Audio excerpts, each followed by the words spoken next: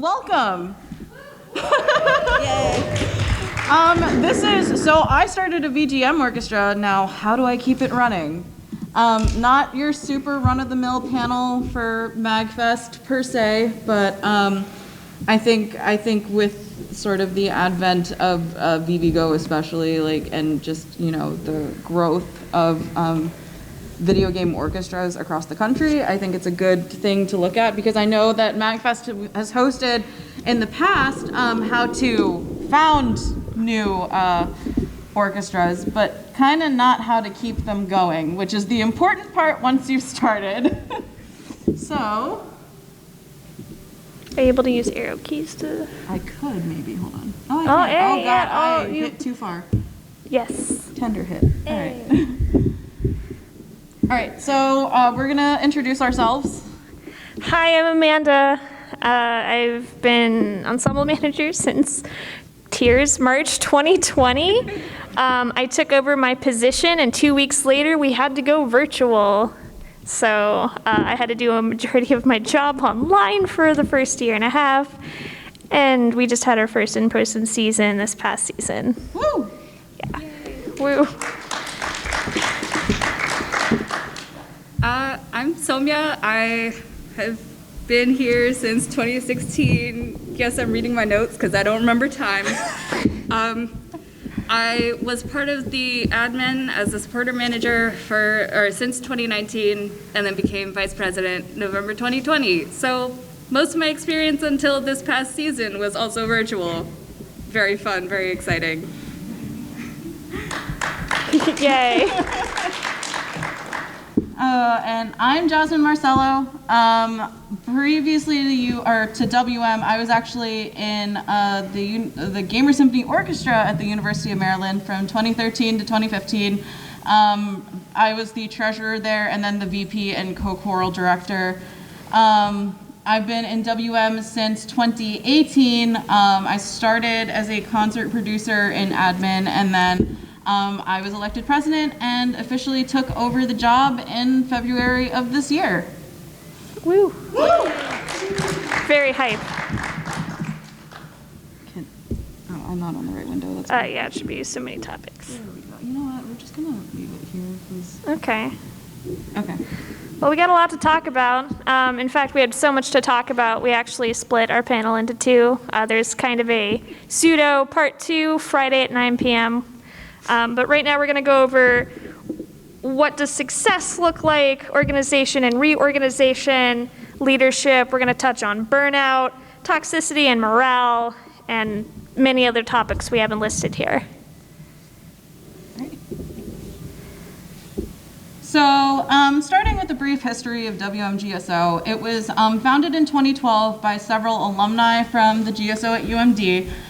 Because UMD had kind of phased in this rule for student groups where I believe it was, 75% of the membership had to be undergraduate students. So, they couldn't continue singing with the college group. It grew from 15 members to now over 100 performing members. We actually had to pretty much rebuild the orchestra from the ground up for our fall season this year, because so many people had moved, or there were individuals who were taking a hiatus for COVID. Completely understandable. But before that, we did release an album in 2018. You can buy it on iTunes, and Amazon, and then you can also stream it on iTunes Music and Spotify. We are planning our sophomore album to be recorded in the summer of 2023. Are we allowed to tell what the theme is yet? Do we know? We do know. Let's say no. Let's say it's going to be a surprise. But we are planning our next album that'll be recorded and released in 2023. We did actually perform at MAGFest in 2018 to a crowd of 2,000 plus people, I believe it was. So that was pretty exciting. I think that was the largest audience we had ever performed at. Let's see, we've also performed at other conventions. Previously we performed at SmashCon. And then actually this past December, we performed at DISCON, which was the World Science Fiction Convention held in DC.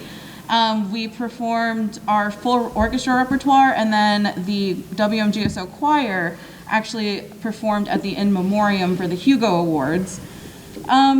And then otherwise, our 10th anniversary is coming up this year, so that's pretty exciting. Yeah. And yeah, that's our brief history of Wmgso.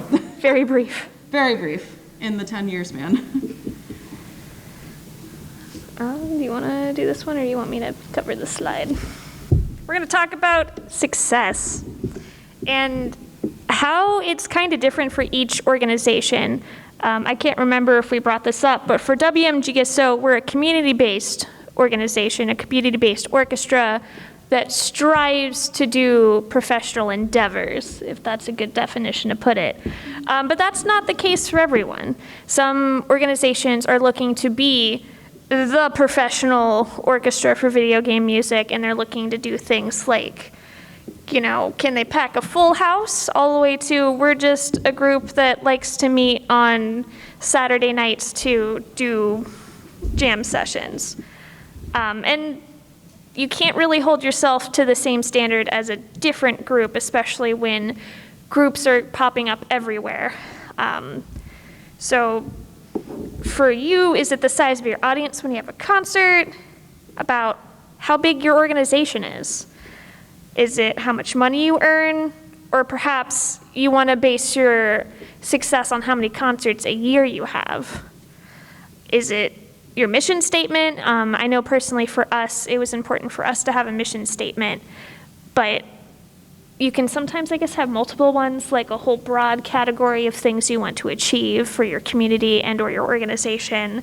And it's okay that stuff like this can change over time. I know for us, it definitely went from we're hanging out and being a community orchestra to we're now trying to plan for performances across state lines. We're pushing ourselves to do CDs, which was a lot more strenuous and larger goal than what had originally been thought of. I'll let you guys. And I think an important thing to think about as well for success, we all like to think in numbers, right? Like numbers are there, they're tangible, they're quantifiable, but your success shouldn't just be measured in those numbers. You can measure things in if you've stuck to your mission statement, if you've reached it and you think you want to, and you want to change it, because everything is kind of fluid as your organization grows, which is easy in some ways and hard in others, which is why this panel is here. You can measure success in your group's morale and how the environment has improved, and other small things that should be celebrated, especially right now when we're still in the middle of a pandemic and everything is hard. You need to be able to take those small victories and celebrate them. So try not to think about everything in numbers, because they're great, but they aren't everything. I think the last point about things changing over time is really important. It is, as we said, this is a panel not necessarily on how to start a video game orchestra, but how to keep it running. And a lot of what that means is reassessing and redefining what some of the core tenets of the organization mean to you. Success is the first among them. Success, your values, what you are aiming to do with the group that you have in your hands now. So that's why it's really good to understand what everyone wants to accomplish first before moving forward, or when figuring out how to move forward. With that, we're going to talk about organization, and we touched briefly on success. What does it mean for you? And it's okay if your whole entire organization doesn't have one cohesive goal. You'll have people who want to do different things, and that's okay. There can be ways to implement goals of everybody and what their view of success is. It's just about communication. But you do want to kind of, like, we do 5-year plans. But we're very flexible. Like our last 5-year plan, we kind of just yeeted out a window, sort of. Yeah, because our 5-year plan was finalized right before March 2020. So obviously there are things in the 5-year plan that couldn't come to fruition. I distinctly remember because I was on concert production.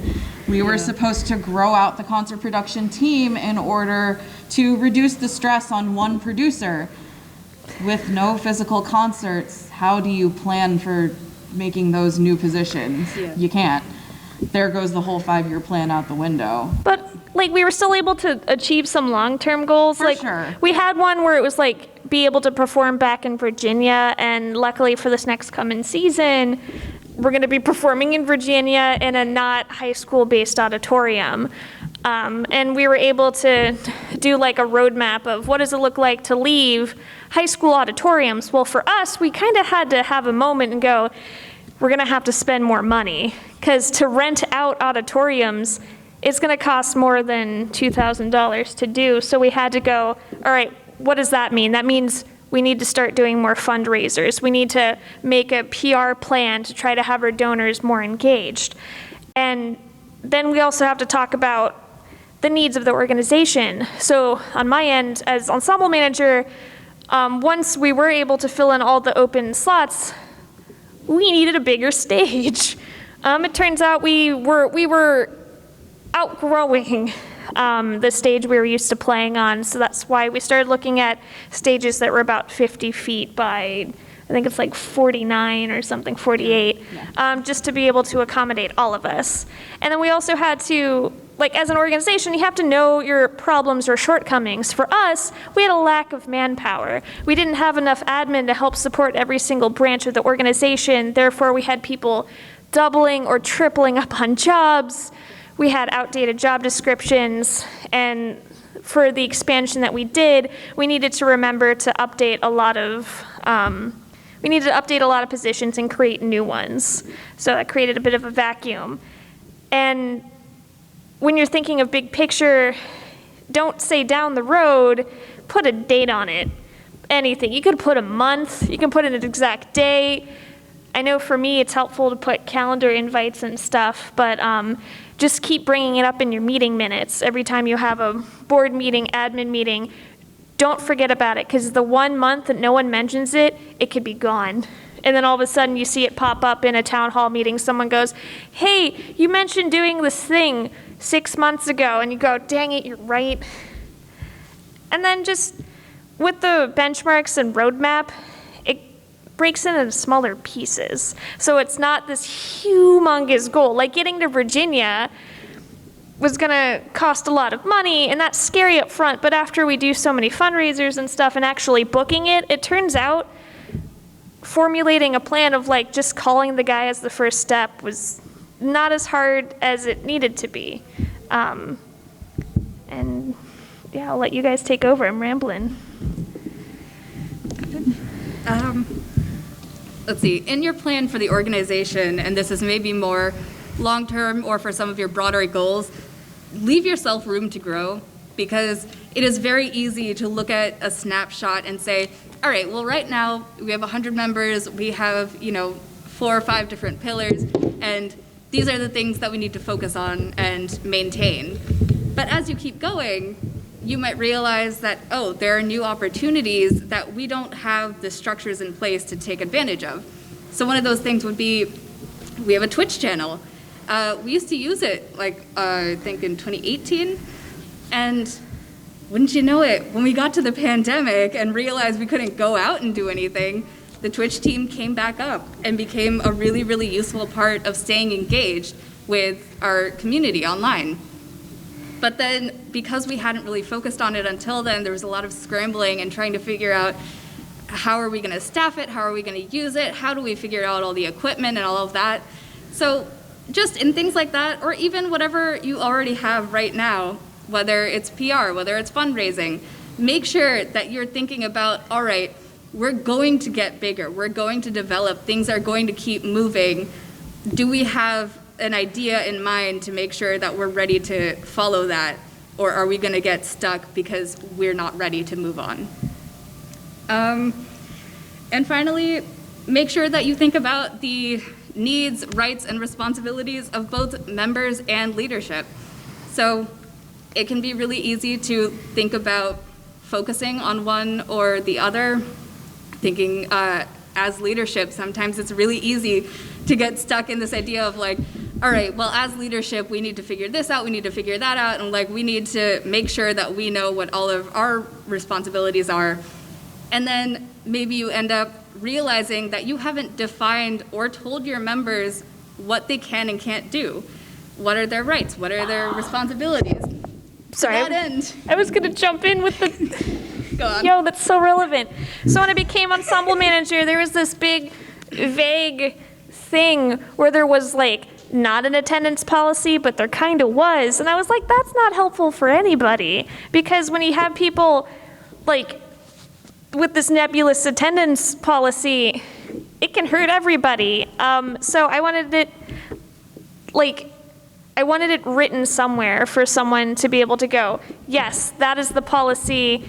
It's not nebulous, it's on paper, and I can point to it and go, please look at this document. And then we made the handbook, the handbook was super helpful. It's an easy way that not every single person on leadership has to like already bring it up and memorize it, because that was the issue we were having. Each point of membership had a different idea of what this attendance policy was, which caused a lot of issues. So by having a handbook in one place to put it, it helped out a lot, and we added like a hiatus policy and lots of other stuff. And to further back it up, we did a member agreement where we referenced the handbook and also that policy, so everyone was on the same page and it was readily accessible. And then also to kind of bring everything together with this last bullet point, making sure that leadership knows what to do, making sure that your members know what their rights are. Something that you may not think about as a leader, and not with malicious intent, but your members have to have a way to protect themselves from you as well. I know that, most people, they don't go into positions of leadership intending to abuse that power, but it can happen where that power gets out of control. And sometimes, your members may feel powerless if they don't have a clear route to what needs to happen in order to be heard and make sure that that is taken care of. That is going to come up a little bit later in the panel, so don't worry. It's also going to be a part of our second panel tomorrow, our sort of like part 2. So we won't go too into the weeds about it, but that's also super important to an organization, because at the end of the day, your organization is not there if your members aren't. And we'll just jump into reorganization. So full disclosure, Wmgso did have a reorganization, but it doesn't have to be scary. For us, we had leadership that had been there for 6 or 7 years all change over at once. And during a virtual pandemic, or not a virtual pandemic, you know what I mean, a virtual season in a pandemic, we really took the time to be able to look at the documentation and go, there are some things that need to be updated and changed, and it's actually, it can be helpful and it's necessary. If you leave something to be the same, you can actually outgrow those policies. So you're gonna wanna review your bylaws, if you have bylaws, as a nonprofit, and make sure you renew them as needed, you add amendments, and if you find that your bylaws are just completely need an overhaul, make sure you overhaul them, and then I believe you have to resubmit them. Yeah, you have to resubmit them to the government body in which you are registered in a nonprofit. So for us, since we are registered as a nonprofit in Maryland and I believe Virginia, we have to refile those bylaws with them as well. And for us, it's actually important because we, speaking of, are actually doing an entire overhaul, because we have figured out in this reorganization that pretty much all of our job descriptions are super inaccurate from when we were a smaller organization to now. And also for context, with the change, you can kind of consider the three of us the sort of second generation of Wmgso leadership. Yeah, I think when we redid, I think my job description was the first one to be done. When I got it, it was like that big, but I knew the ensemble manager was doing so much more. It ended up being 2 pages. So then in the board, I was like, board, some of these positions, I don't think I need to be doing. So we spread it out, and now IT gets to do some stuff, and secretary handles some stuff, and I don't have to stress out. It's really good. And you want to update this documentation regularly. Like even admin positions, ask your directors, your managers, be like, hey, can you take a minute? Maybe assign a month every year and a half, year to look at it. Ask your current membership too, what they want to see changed. Maybe they caught something in one of the documentations that just maybe doesn't go quite right anymore, and they have questions on it. Be open to that, and prepare for a transition before it needs to happen. Like, if you don't always assume you're going to be in that position forever. Someone else, like, it's healthy to be able to step down and have someone else do that position later, but you don't want to throw them in the deep end and go, bye-bye, good luck.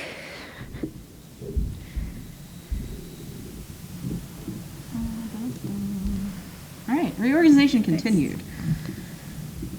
So, an important thing, and this kind of goes along with how to make a roadmap as well, you want to be able to prioritize your reorganization and divide it into smaller bits so you can reduce the amount of confusion and overload. As an example, one of the big reorganizations we just pretty much completed actually right before the year ended was an overhaul of our library branch, which was one of the branches that was the most stressed. It became a running meme that our now library branch director never got any sleep. Oh, that's because she was the library branch, and now we have more than one person as the library. Yeah. Like, when you have a running meme that one of your admins in the organization is not getting sleep, that's not okay in the slightest, and it shouldn't be glorified like that. So what we did was we took the library branch, we had a meeting, discussed what kind of structure we needed for it in order to make it a workable group of positions and not just the responsibility of one person. And from there, we wrote out our job descriptions.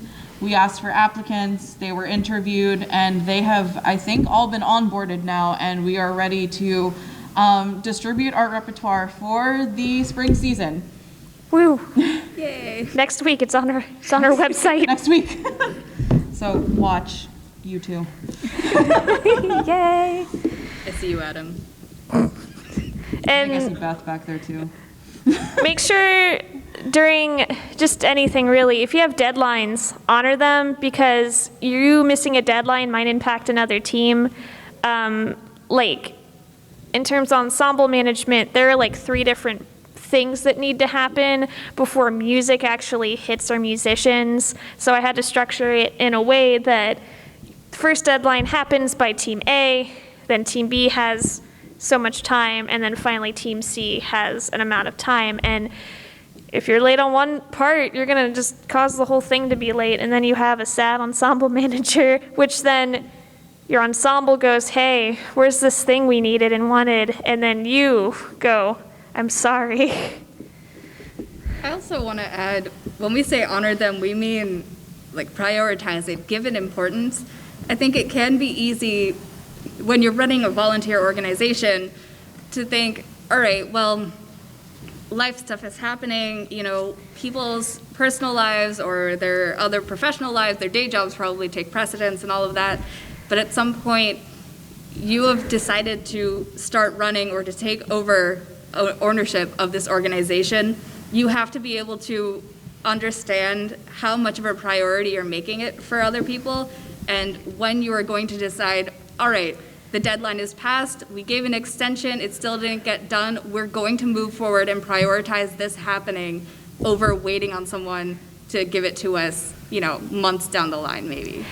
And to that end, when you're creating admin positions, be careful not to add too many, because what ends up happening is you end up losing those admin, whether it be ghosting, accidentally not checking in, or maybe their position would actually be better suited under another person if it's just like a minute detail, because you want that person who's volunteered to do it to actually be able to have, I don't know, a volunteer position that's just not like a tiny drop in a bucket. Because you want to respect time as well, and that person is motivated enough to be an admin and give them the work to do it. And just be careful if you overlap roles by accident, because what ends up happening is two people can have something they're supposed to be working on, and they assume the other person's done it. Yeah, and a good way to kind of look at that, again, using the library branch as an example, you want to restrain yourself from creating titles that are so specific that it kind of just ends up being semantics. Yeah. We have one position that is being divided between two people right now, and one was given just like the position and the other one had associate tacked on. And they were essentially going to be doing the same job, so why separate them like that? Especially, you know, when maybe one person is going to feel like they're below the other in their ranking just because they have associate, when that's not the intention at all. But, you know, intention can always be misconstrued. And sometimes people won't speak up about it, whether that's because they don't feel like they have the room to or they're too shy to. So you want to be able to make that explicit. You know, if it can be rolled into something that's more of an assistant so that they can, that they're able to feel like they can learn more and reach out instead of feeling like they are restricted to one single duty. It really enables a learning environment for them as well, which I think is important. Because, you know, we're here to be able to help each other, and that sometimes involves cross-training. And if you feel like you're too pigeonholed into one thing, you might not want to reach out for that. So there's a difference between leadership and admin. Admin is a supporting role. Leadership is like the drivers of an organization. And when you're creating leadership roles, you want to make sure you identify what is considered leadership and what is considered admin supporting. And when you're doing this and you're creating these roles, you want to go, what's reasonably, like, what can you ask of this position? It should probably be, I don't know, we used to try to quantify it in hours, but you can't emotionally put hours to something that is mentally stressful in some cases, so that might not be entirely helpful. What sort of privileges come with the position? Like, I know for, I think, president, you get to decide who's an admin and who's not. At any moment in time, you could be like, that position's done. I've added 16 positions. The board as a whole, for things like budget over $300, they all have to have a vote. But things under $300, I think I technically get to press the go button, which maybe we should talk about. I'm a very honorable person, I promise. I haven't bought like segways or anything. Mickey has like a sixth sense, and he'd probably hunt you down before you even press the go button. Mickey's our treasurer, and through this season in COVID, I definitely keep going to him being like, hi, I'd like to buy an $800 air purifier. And then he goes, oh, okay, yeah. You want to empower others and yourself. So if you're in a board position, which is technically in our structure higher than all the admin, they get to make the decisions and vote and whatnot, but you're not feeling like you can speak up or say anything, remember that you're in a position of leadership and you have every right and responsibility to do so. And if you find someone else on your board or admin that's not doing that, give them a poke and be like, hey, I noticed you're kind of quiet in meetings, but you totally texted me 17 ideas. Why didn't you bring those up? And with those ideas, you want to be collaborative and receptive to other ideas. If you find that someone's just like, I don't want to say over-talking people, but just make sure you're heard too. I'll let you guys, if you guys like to keep going. Rock, paper, scissors. No, we're not doing you rock, paper, scissors it. So being collaborative and receptive to other ideas, you're not going to like every idea or decision that's made, and you kind of have to, that's something that you have to be okay with. And I'm not telling you to be complacent about it, but you can't just try and strong arm your way into getting people to see your way. Because the thing is, and we'll go over this later too, the organization is the biggest thing that you have to think about. So even if you don't think it's personally a good idea, it might honestly be the best idea for the organization. So even if you didn't come up with it, or if you don't like it, you may have to be able to work with that. And that's something that you have to find the flexibility in. You know, and we'll cover this in our second part panel as well, but you want to avoid shutting those ideas down. You know, even if you are vehemently against it, because there are professional ways to do it, but you can't come at somebody aggressively and say, I don't like this idea, we shouldn't be doing it, because that is essentially what makes people feel less empowered, and that's what you're trying to avoid, especially as a leader. You know, you can't think of yourself as above everything. You are doing what's best for your members. So yeah, be a role model for your organization. Be someone will want to look up to, and maybe eventually like get into leadership or admin. And for the love of everything, make sure that your teams have a point person. For us, we kind of started graduating from manager to director when we started noticing the stream of admin. That way, there's a point person.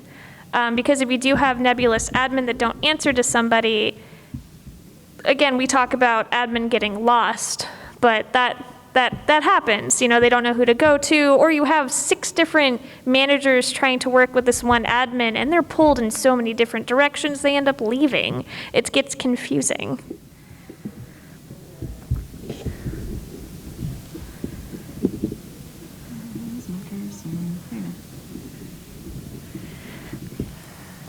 So transitioning to leadership. This is probably one of the hardest and most complicated things to do in some cases, especially depending on how you're, like the circumstances of how you're transitioning. But there are a couple of sort of rules of thumb that you want to follow that will make it easier for everybody. Probably one of the most important is to make sure your documentation is written out. I cannot stress how important it is to have an SOP, standard operating procedure, in place to help your successors learn, because a lot of leadership you can't really teach. It's something that you've got to be able to learn and like the nuances of on the fly. But having an outline to follow is really helpful. And you also want to make sure that you maintain backups of those documents. So don't just rely on a cloud server to carry all of that. We were using a Confluence server for a while. It keeps going down. It makes me want to cry. I feel really bad that I have to keep begging my IT director to put it back up, because I can see in his emails how exasperated he is. So just make sure you have backups of those documents that you can refer to. And then when you have a successor, introduce them to your group. Don't just leave them to the side and then all of a sudden, bam, that's where they are. Have them split the work with you. They've agreed to that role. Let them have a feel for how it's doing, whether it be assigning them a task a week until you finally have transitioned to they're doing everything. Give them training wheels, give them support. And that way you're less stressed, they're getting a feel for what's happening, and they kind of know what's going on. Yeah, speaking from personal experience, it is very different being even part of the administration and then coming to leadership, or specifically the board. Wmgso does have a transition period kind of built in after the elections to say, all right, within this span of time, after these people have been elected, you can transition. You guys can work together and, you know, have all this time to show each other the ropes, get them caught up to speed on what's happening and all of that. And then finally, the transition date where the old board steps off. And they can do it before if they feel comfortable. but then there's a final transition date at which point the new board takes over. And that makes it much, much easier to make sure that everything keeps going smoothly and nothing is lost in that process. And also just to make sure that your leadership knows what it feels like to be leadership continuing forward. Because sometimes it just is not something that you really get until you're in the position and doing it.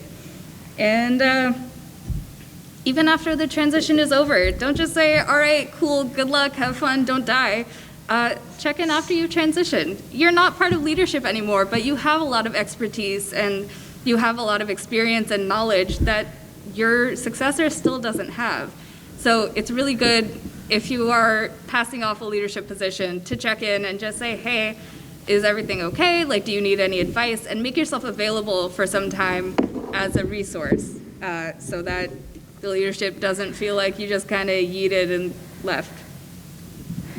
So when I became Ensemble manager, I was taking over for someone who had been in the position for a while with the old board who had all kind of founded Wmgso together.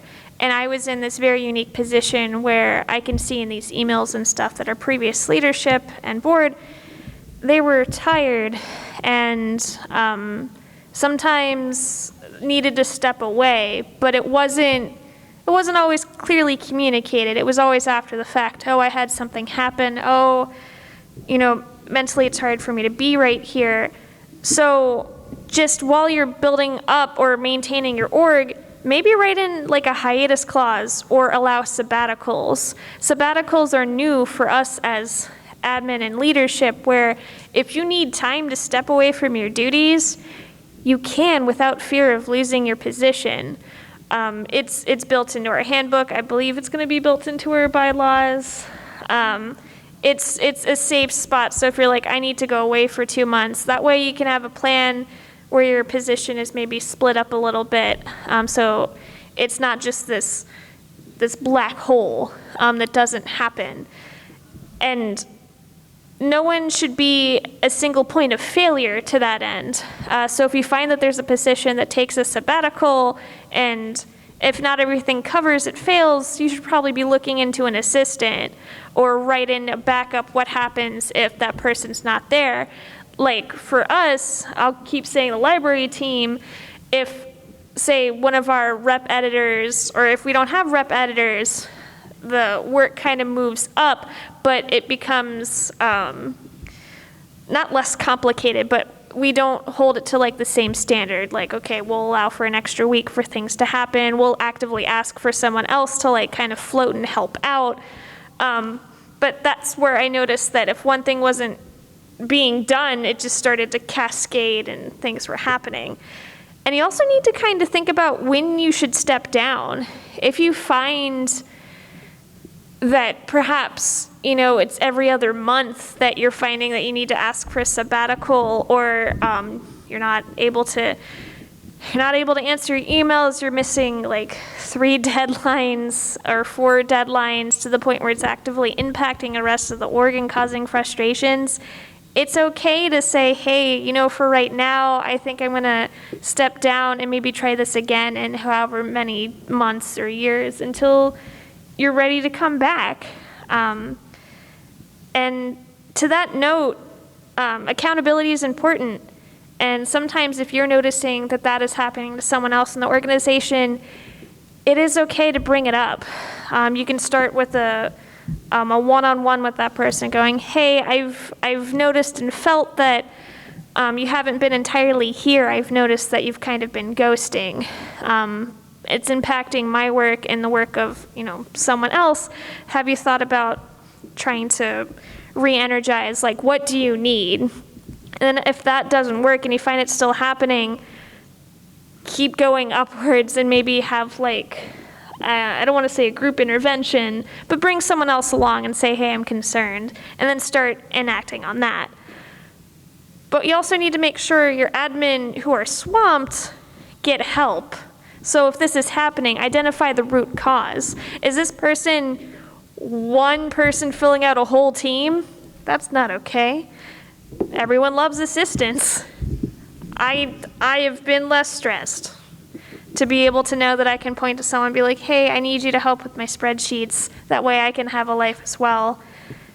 And think about when a position needs to be split or redefined. Is that person spending 10 hours a week on their position? That's kind of a lot. That's like a part-time job. Maybe tone it down a little bit. And think of it outside of that person. That could be okay for someone. Like for me during the pandemic when I was furloughed, I was putting in way too much work to redefine my position. But I knew in the long run that was not sustainable, so I chopped it down so it could be done like it's a position of 4 hours of work for the next person.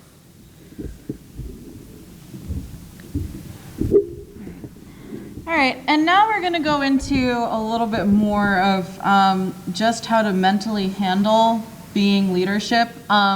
This can be if you're new or even if you have experience in it. I think maybe one of the most important things is that you're not obligated to be friends with everybody. Practice general courtesy, practice respect with others. It doesn't cost you anything to be kind to somebody or be civil to them even. Just make sure you have some semblance of a healthy relationship with the people that you're working with. Because if you are just harboring hostility towards people, that's going to seep into the way that you communicate with and about them. But also remember, you're not obligated to only be friends or only be or to not be friends or only be professional. You are more than welcome to have friends. You just don't feel the pressure to be friends with everybody. And on that note about being professional, even if you are friends with somebody, make sure if it's in a professional capacity to communicate with them professionally. If you're super heated about something and about like an email that comes in, and you know that you're not going to say something kind or professional, take a step back, take a breather. Don't be reactionary to it, or even better, just don't say anything at all.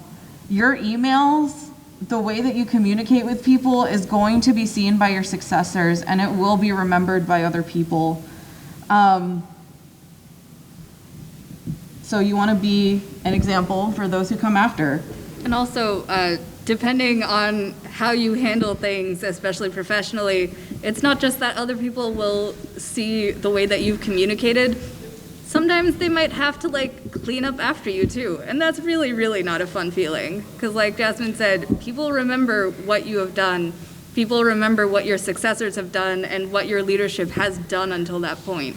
So you want to make sure that you are upholding those standards at all times when you are in that position. Another important part to go along with being friends and being able to know how and when to communicate with those people, sometimes it just has to come down to defining your boundaries explicitly and how to sort of switch your proverbial hats. With these two, we have a group chat that we talk in all the time, and it's pretty easy for us to know when we're just kind of being there as friends and when we start switching into actually getting work done. But for others, it may not be that clear, just because sometimes it is hard for membership to kind of separate, is this person here as a leader, or are we just talking as people? So it's okay if you have to be explicit and say, I'm coming to you as a friend, or I'm coming to you as your president. I think that in the end will make it a lot better for how people interact with you and see you, because then maybe they won't feel so uncomfortable. It goes back to being a model. You have to be able to show your members that you are approachable. You don't want to put yourself up on a pedestal. I hate being up here right now, sitting at this table. At our town hall 2 weeks ago, our treasurer tried putting chairs around on the stage in the fellowship hall, because we practice in the synagogue. He was putting chairs up, and I said, no, I don't want to sit up. I don't like sitting in regular chairs, and I don't want to feel like I'm hovering over all of these people. What is happening? A whale. It's I don't want to feel like I'm hovering all of you. So I just sat on the edge of the stage, and looked at everybody like eye to eye, and the whole board kind of just went with it too. Mickey sat on the stage, but he turned his chair backwards and was like, yeah. And then he said 3 whole words. Mickey's the best. Yeah. Only have an hour, right? Yeah. Oh, it's 4:17. Look at that. We're doing it. Okay, 12 minutes. Let's go. Okay. We're gonna move on from this slide because a lot of stuff. We're gonna actually let's see. Come tomorrow at 9 p.m. Yeah, come tomorrow at 9 p.m. We'll go over more about accountability and being a leader and how to not be toxic about it. So money, though. You need it. If you're a nonprofit, go get them grants. Have a grant team. Make sure you spend your money because it turns out if you don't spend your money, they take it back. They check receipts. It made us really sad. It's happened before. And plan out your fundraisers to make sure that your donors don't get tired and your membership doesn't get tired and you don't get event fatigue. And if you're going super hard, maybe don't have it all in the same area, but spread it out with different people in different areas. Budgets are magical. Try to stick with it, but also understand costs do happen you don't account for, like having to buy air purifiers. Make sure you have a goal for planning your funds. Are you trying to get into bigger venues? Are you trying to buy a tuba? 2 different things, figure out which one comes first. You probably need a tuba to sound really good before you can get into a bigger venue. Have a pipeline of ideas. Don't just have 2 ideas and stick with it the rest of the year. Always have something you can think about and work on, have different people working on it. And it's a good way to ask the membership, hey, what do you think would be cool for us to do? And then they scream, dueling piano bar, and you go, oh my God, that's great. And I will add this too. I don't know if any of the University of Maryland folks are still here, but if you know somebody who's there or you know somebody who's in a University VGM orchestra, some of the money stuff may not apply to you, like for example the grants, but make sure you're taking advantage. Well, that's not a good way to put it, but. Well, make sure you're taking advantage of the Student Government Association. They will run the budget for your student groups. When I was in the UM and I was as the treasurer, we got every single dollar for our concerts came from the SGA budget. We did not have to supply any of our own money to do so, which can be really daunting for a student group. So make sure you're taking advantage of the resources through the university if that is the case for you. So this next slide we're going to be going over in more detail tomorrow. It's kind of spicy. Toxicity and how to handle it. If you see mistreatment, it's pretty blaring. If you feel uncomfortable, speak up when you see it. Plan in the same regard if it's a repeated thing that's actively harming your organization. Plan for a removal before it happens. Like if your organization's having a great time, everything's rainbows, just have that conversation of what does it look like for us to remove someone. Just draft up a document. You don't have to follow it to a T because not every situation is going to be the same, but it saves a lot of heartache and a lot of time to be able to look at it and go, ah, yes, you've met most of this criteria. Unfortunately, we're going to ask you to leave. And listen to the victims and protect their privacy. It's a hard thing to be able to talk about what happened. And if people come to you about issues, and if they're in a public venue like a town hall, be honest with everybody. If you guys want to jump in on... Yeah, you don't have to give all of the gory details about what happened or how people were affected, but knowing that there was an issue with a person, with a policy, with any part of the organization, it's much healthier to be transparent and say, hey, you know what? We fucked up. Or to say, hey, this was not working and we had to completely change it. Or even say, we know this is an issue. These are the steps that we're putting in place. We're not done yet, but it's in progress and we'll keep you updated. That builds so much more trust than trying to either keep it under wraps and, give a summary at the end, or to just not tell anyone that it was happening at all, because a lot of communication in the organization is not going to happen in front of you. Leadership, whether or not you try to put it on a pedestal, does end up getting put there, and it can be hard for people to talk around or to leadership about issues that are going on. So if you show that you're open and transparent, they will be more likely to at least trust you, if not come to you directly with any issues that are happening. Invest in conflict resolution measures, especially as leadership. Do classes online, find someone who is trained in it, do whatever you can to make sure that you have people who are not just the organization, who are trained on how to handle issues. Just make sure that you have those resources. Super important. Mediation doesn't have to be embarrassing. It saves you a lot of time, and make sure you try to have maybe a separate entity from yourself as management to kind of handle it, because you will be so surprised to find out that two people's disagreement over a puppy can just keep going until the whole organization's really sad. With that, let's talk about wording signs. So you're thinking to yourself, I don't understand why no one's showing up to rehearsal. You might find that people no longer, like, your attendance is garbage, which spirals, which makes other people not want to show up to rehearsal, and before you know it, you have two violins. You might find in meetings you see more, or you hear more hostile remarks than not. It's more criticisms, it's more, I don't like this, I'm unhappy with this, and maybe you're hearing that people don't want to come the next season. Or just blatant insults. I mean, Yeah. people just making remarks that aren't actually feedback. It's just like, I think you suck. And then they just don't elaborate. Like, that's not really healthy, but it also points to, like, there's probably an underlying problem that's going on, and you want to be able to see that. You ask for feedback from your membership, and it's crickets. That's happened. And that's, like, if they're not saying good things, that's different from nothing at all, because you might find that your membership is just not comfortable enough to talk to you anymore.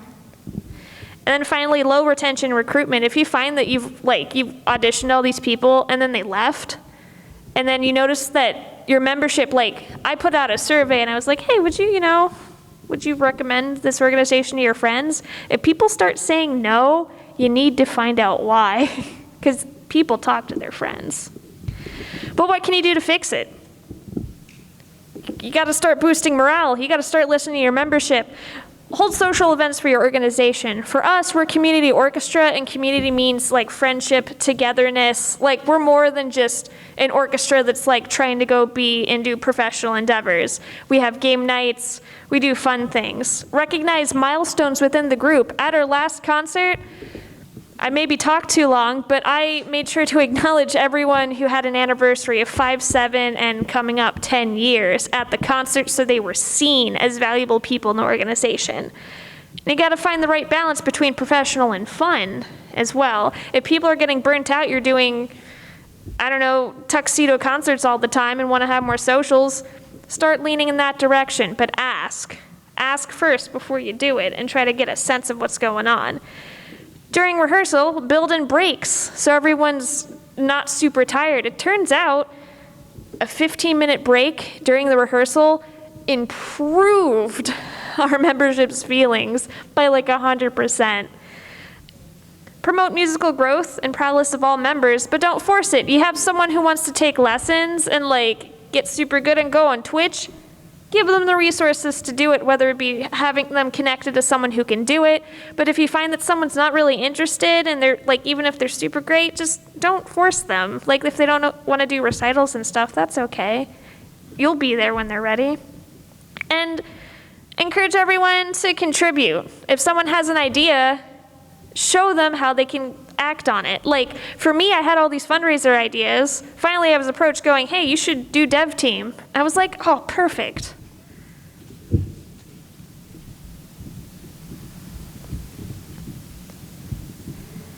And finally, and this all piggybacks all together, but building that community means listening to people, and that means making sure that you're regularly getting feedback and reviews from members. you need to also remember that, it's feedback that you have to be able to act on. If somebody if somebody's giving you feedback and you're not like really sure how to work with it, you can, if they're not anonymous, you can reach out and ask them and like, hey, do you want to collaborate on this? Invite your members to be active, or talk with other leadership and see if they have ideas, because sometimes some people have ideas that maybe you didn't think of. It's important also to be able to get constructive feedback.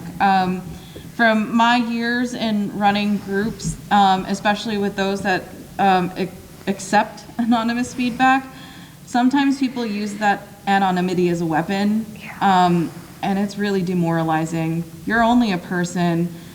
Even if you're leadership, you're still a member of the organization, which means you should not have to just lie there and take essentially abuse. Love yourself. And also make sure that you're reviewing your leadership themselves. Make sure that that your leaders are holding themselves to the standards that you expected them to when you put them in that position. That means kind of just taking maybe a rehearsal and watching the music director and seeing how they interact with the rest of your group.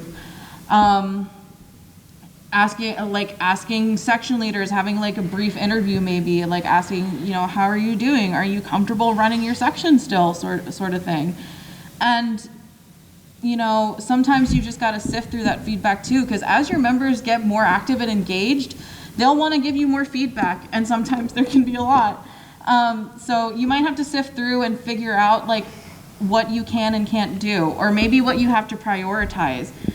But at the end of the day, just make sure you're not ignoring it, because if you just ignore everybody, you're going to lose their trust. They trusted you to lead them in a direction that you were comfortable with, or that they were comfortable with. And if you are not listening to them and seeing what they are comfortable with, they're not going to want to stick around. And again, your members make your organization. I've stressed that so many times to the orchestra. Like, I am really glad that everybody, came back, or, they came and found us and joined, because we wouldn't have been able to put on a whole concert again after 2 years without them. I'm going to ask a panel person. I don't know if there's another panel after this. Can we afford a 5-minute Q&A? Oh, thank goodness. Okay. So 4 to 5. Okay. So if anybody has any questions, I know we kind of sped through the rest of the slides, but they are slides that will be kind of covered in our other panel tomorrow evening as well. Oh, my bad. I need to go to. We got to advertise our next one too. There we go. Yeah, so if anybody has any questions on what we talked about, we can also accept feedback, we can accept questions after this too. You don't have to come up and. We have business cards. You could email us and be like, I have a question. I just thought, oh, hello. Hi, what's your question? That's third-party mediation, how do you use budget for that and stuff? So as a nonprofit, one of the avenues you can take is honestly just asking straight up, do you offer special pricing for nonprofits? I know that there are several organizations also in the area that offer a pretty minimal fee to different types of courses like mediation. The one in particular I'm actually thinking about is not related to mediation, but more like copyright. It's the Washington Area Lawyers Association. Thank you, Ashley. They offer a very minimal fee where you can come to discussions with actual lawyers, and they talk about how copyright stuff works and other things like that. And I know that I have a bunch of emails and recommendations of other resources for conflict mediation and other professional development. But really, it can just start with something as easy as, do you offer special pricing for nonprofits? Because a lot of places are pretty receptive to that. Yeah, and when you're thinking about it, if they do, I mean, think about the needs of your org. If you're finding you need to do mediation like once a month, it might be worth getting a plan, but also ask how available they are if you're looking for a third-party actual person not in your org to help out. Because if you're going to end up spending, like, once every 6 months is fine, you can drop that however much money to help mediate something. And also kind of figure out on yourself, when do you kick up the third-party mediation? For us, we're very lucky that we have something called a grievance committee, and we do have someone who is a lawyer on the grievance committee who can kind of help guide us when something should be brought up to an outside level.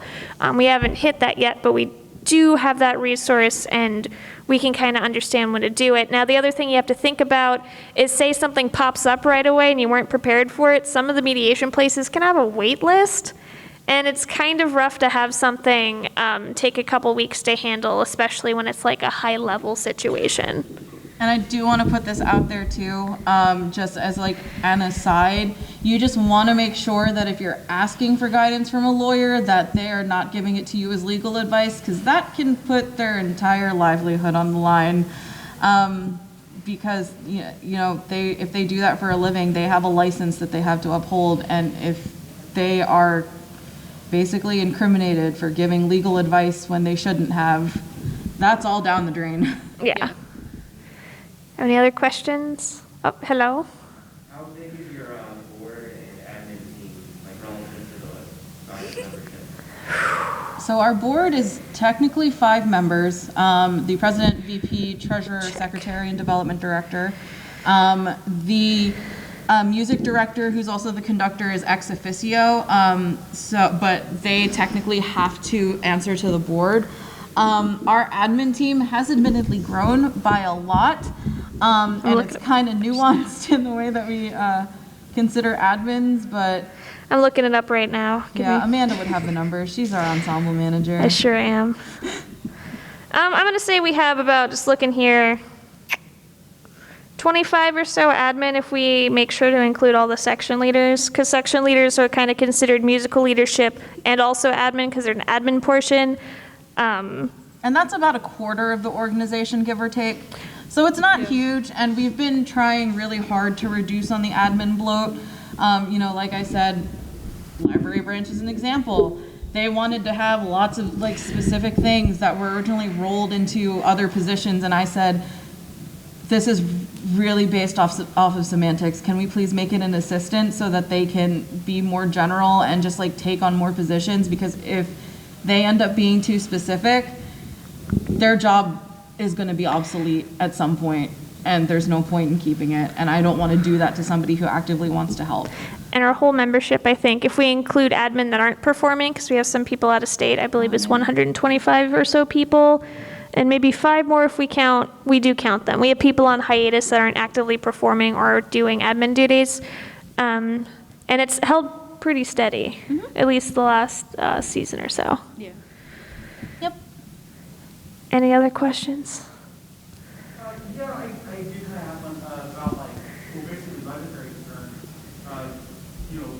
Most kind of small organizations, are trying to do a lot of items and things like that. But one of the challenges of participant work is that most of that's very heavily copyrighted. So a lot of it is right? So, or even I imagine that's something you all do with the obviously video game music is all pretty modern. So, is everything you're playing critical? Like, how does that work, and how do you deal with that? I know we're under ASCAP. Yeah, And- we're under ASCAP. So all of our arrangements, or I'm not going to say all, because we do have a couple of outside arrangers that are not members in any official capacity. But the vast majority of our arrangements are in-house. And we are covered under an ASCAP license. I don't have enough legal knowledge to kind of explain that, and I don't want to give something that's incorrect out there. We also are kind of covered by educational purposes. Yeah. So think about your mission statement of what type of nonprofit. For us, we're educational. We do go out into the community, and we do instrument petting zoos, arrangement workshops, things like that. And also, we do have someone we go to about licensing, and it's always good to check like on an outside perspective. I know some of it's also covered by fair use. Yeah. And to put my point to, if you have a lawyer in the group, full disclosure, our licensing manager is a state barred lawyer. He does not give us legal advice. His job, his sole job is to ensure that we are obtaining the correct licenses. So he navigates that landscape, but he doesn't advise us legally, if that makes sense. Yeah, we go to someone else for that. Yeah, So, we'd have to go to an outside party for that kind of consultation. yeah. Your music's not on my Yeah. Well, we have done music from a 21st century composer who composed for video games, but he gave us explicit permission, and I believe in a contract. Tony Manfredonia? Oh, Yeah. So if a composer for a video game walks up to me and goes, I want to, play my music, draft out a contract, have a good discussion, just know where like everything falls into it. Are you allowed to put that recording on YouTube or not? Like for us, we're in game credits, like the recording of us playing it, which is super cool. Now, if you get into bigger companies like Microsoft, the composer doesn't always hold the rights to the music, as we have learned. So they can't actually give us permission to play their piece. So support your indie game composers. I'm not a lawyer, but if it says Nintendo on it, probably just steer clear. I learned a lot about derivative licensing and stuff this year. Yeah. Yeah. A lot of research on licenses, probably going to be your best friend. I was lucky I didn't have to do any of the planning or the research or any of the headache that came with our first album. The previous VP did all of that, so now I get to learn from that experience. But I think partly also depends on if you're a nonprofit, what exactly is monetized or what you're making profit off of. So if you're looking for kind of a jumping off point, probably think about what capacity you're trying to perform or produce that music in, and then start looking from there. I think that'll help you figure out what exactly you need or in terms of licensing and all of that. Any more questions? Yes. Do you have tips on dealing with, just constant changes in membership, like people moving away, that kind of thing, especially in regards to just how to deal with how it affects morale and just the group cohesion? Oh boy, it's me. Hi. Welcome to the very thing I had to combat. So it's good to be open about it. For me, what I started to do is I have a Google form everyone has to fill out at the end of the season called, Are You Coming Back? Spring, blah, blah, blah, blah, blah. Put a deadline on it and make sure you give them the options to tell you that they're resigning, to tell you that they're coming back, to tell you they're maybe going on a hiatus. Have a deadline for it. For me, I have to close that form. If they did not fill out the form by yesterday at 11:59 p.m., it's considered a voluntary resignation. And if you're finding that people are moving away, you can ask for a polite heads up. You can also do a feedback exit survey like I did a couple years ago. Ask them why they're leaving. If it's moving, that's fine. If they're not moving, well, get to the bottom of that. See if you can kind of discuss them returning. I know the DC area is kind of a transient area, so we do have people moving around. And it could also be good to kind of discuss with your membership, where are they coming from to rehearse? For us, we have a couple people coming an hour and a half away, and we have some people who only live 20 minutes away but could never see themselves driving an hour and a half away. So that type of thing. And then, if I may ask, is it like which group were you a part of? So it's not collegiate. No, it's just based on. Okay. We're dealing with, just from a performance perspective, like we lost one of our two percussionists, kind of like how to deal with those changes moving forward. Kind of thing. So that's going to probably tap into retention, or not retention, recruitment. So we used Reddit this year for the first time ever. It accounted for at least 20% of the new people that joined us. Also, ask your percussionists if they know anyone in the area, because generally those types of musicians, if they're gigging around, they know a guy who knows a guy.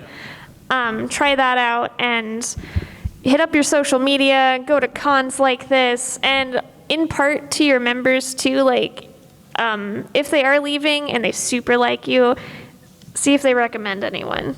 Now, if it's people ghosting, which we have run into as well, again, address why people might be ghosting, but make it like it's not friendly to ghost because it affects everyone. Hopefully that helped answer. I think probably time for one more question. I don't want to take up too much of the staff time. And then, of course, you can still like come up to us. We have business cards. These two have their actual business cards.